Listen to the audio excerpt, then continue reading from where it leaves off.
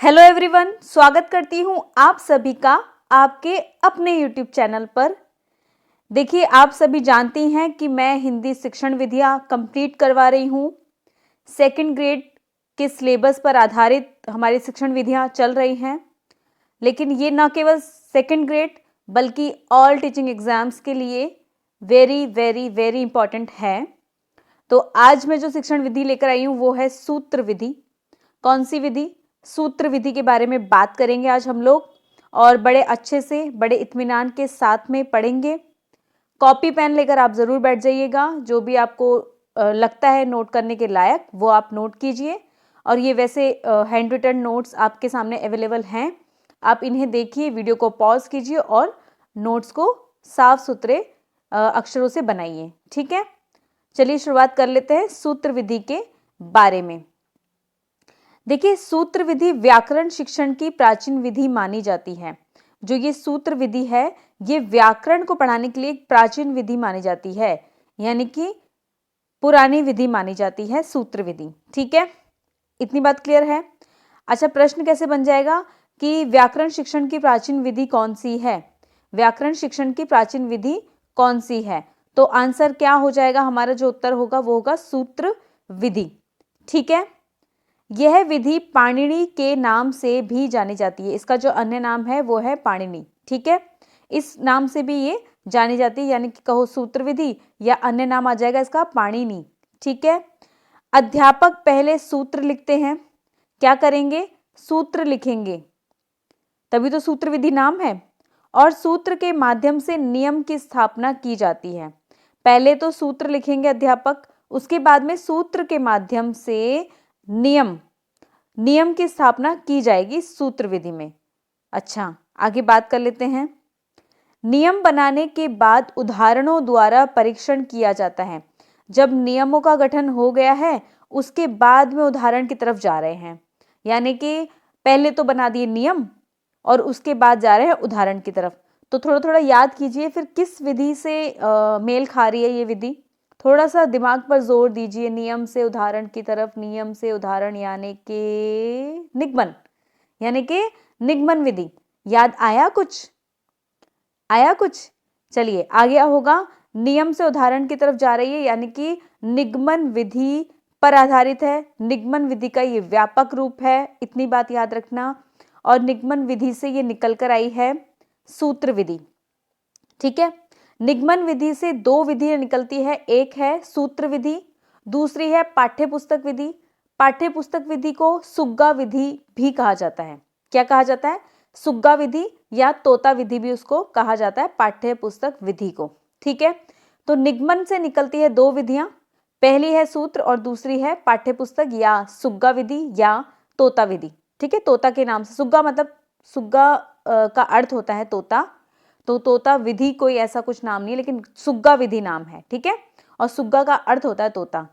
ठीक है, तो इस तरह से भी तोता का जो है नाम देकर भी आपसे पूछ सकते हैं। तो सुग्गा विधि होगा या होगा पाठ्य पुस्तक विधि, सभी एक ही हैं।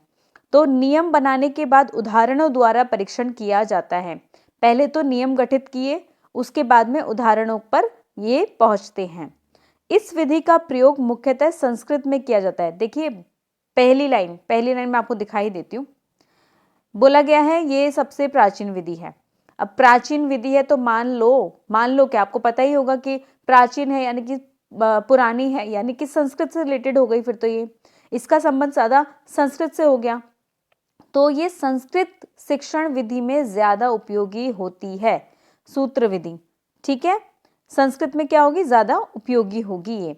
तो जो इसका मुख्यतः संस्कृत में किया जाता है, इसका प्रयोग अनुकरण करके हिंदी में अपनाया गया।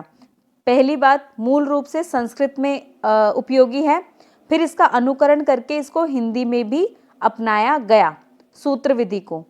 ठीक है, सूत्र विधि का अन्य नाम निगमन विधि, देखिए यहाँ पर आ चुका है।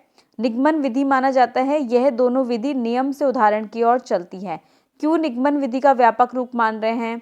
क्योंकि ये नियम से कहाँ चल रही है? उदाहरणों की तरफ।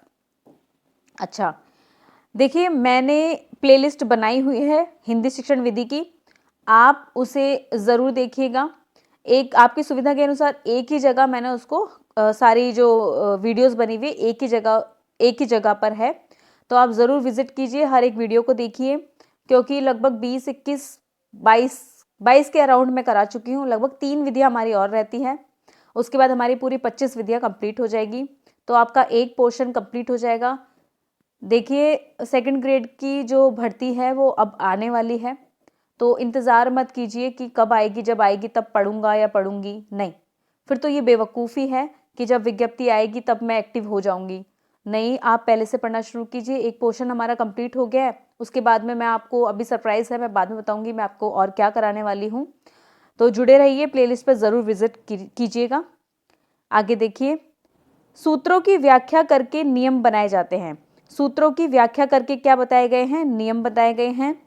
फिर नियम से कहाँ गए? उदाहरणों की तरफ। ठीक है, आगे देखो, संस्कृत की पुस्तक सिद्धांत कौमुदी, लघु सिद्धांत कौमुदी, अष्टाध्यायी, ऐसी पुस्तकों को सूत्र विधि के माध्यम से ही पढ़ाया जाता है।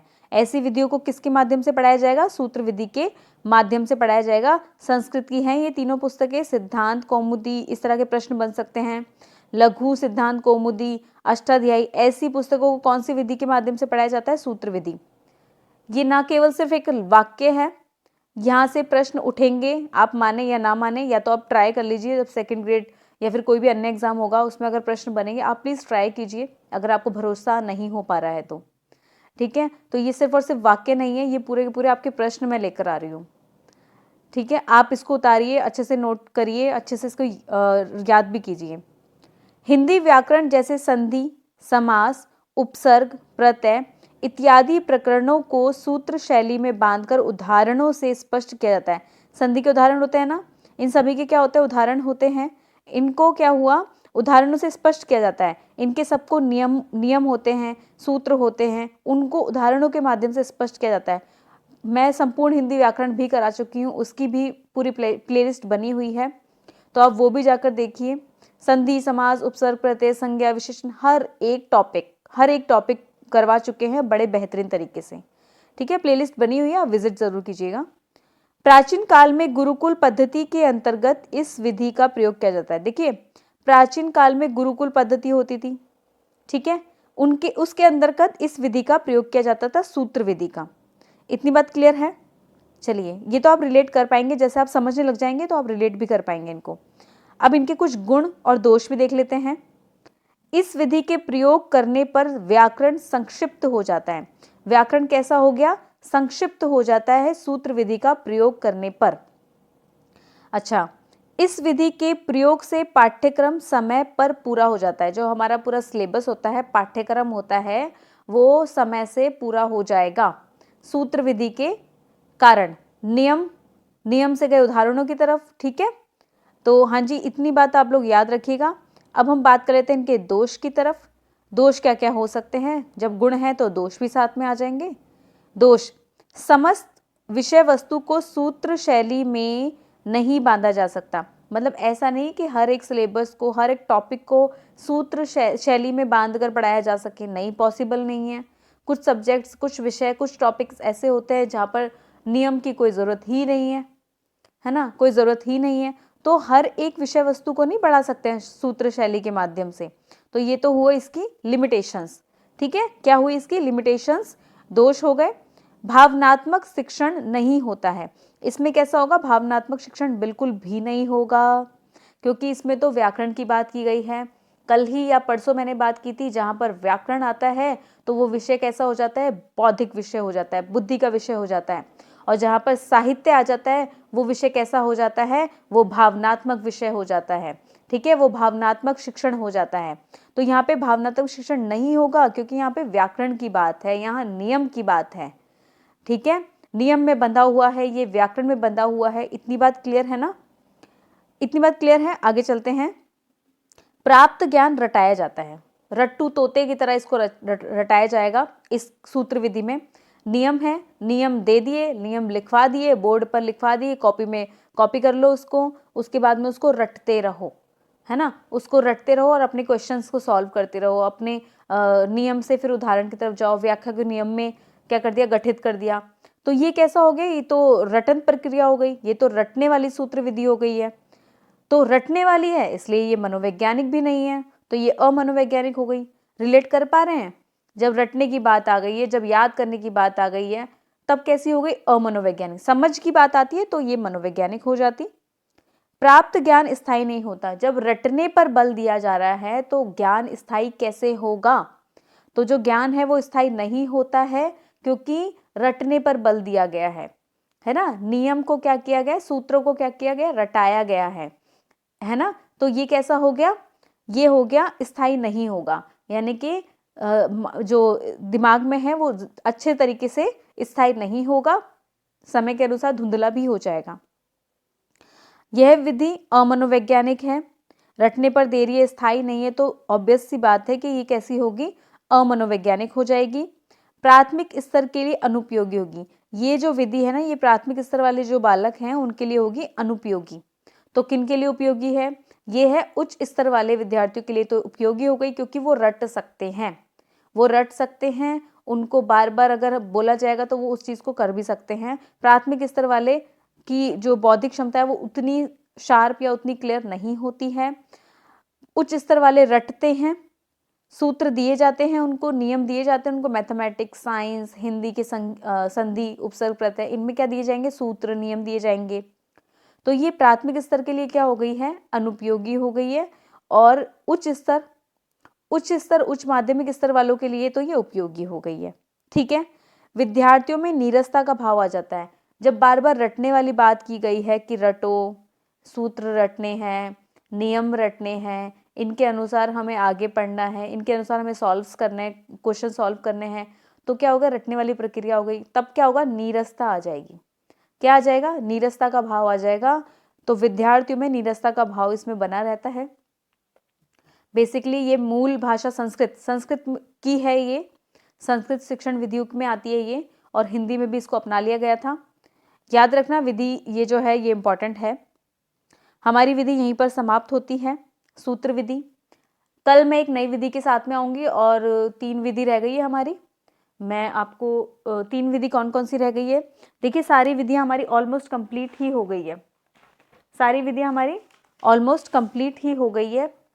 हमारी अब रह गई है पर्यवेक्षित अध्ययन विधि, ठीक है, व्याख्यान विधि, भाषा शिक्षण यंत्र या उपकरण विधि। ये हमारी 3 विधियां रहती है। उसके बाद में ये पोर्शन कंप्लीट हो जाएगा। उसके बाद में मैं एक नया टॉपिक आप लोगों के लिए उठाऊंगी, और वो आपके लिए उपयोगी ही रहेगा। ठीक है। सभी लोग अपना अपना ध्यान रखिएगा। चैनल को सब्सक्राइब अभी तक भी नहीं किया है तो सब्सक्राइब कर दीजिए। Thank you, bye bye.